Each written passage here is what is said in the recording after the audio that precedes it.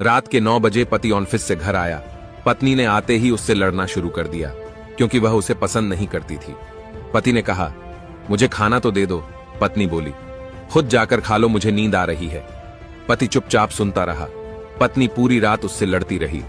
जब सुबह हुई तो पति ने कहा, मुझे नाश्ता तो दे दो।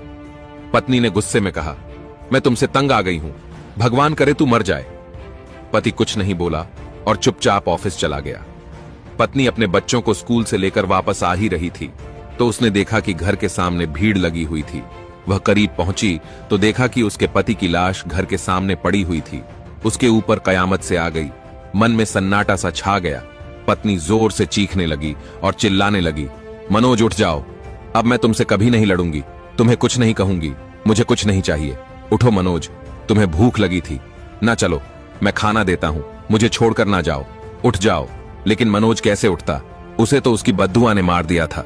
मनोज के जाने के बाद पत्नी को दुनिया के रंग नजर आने लगे, रिश्ते बदलते दिखने लगे, उसके अपने उससे मुंह मोड़ने लगे।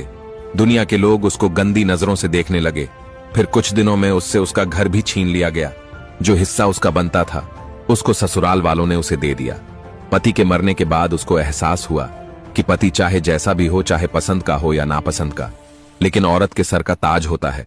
अगर सहमत है तो कमेंट में यस जरूर लिखें।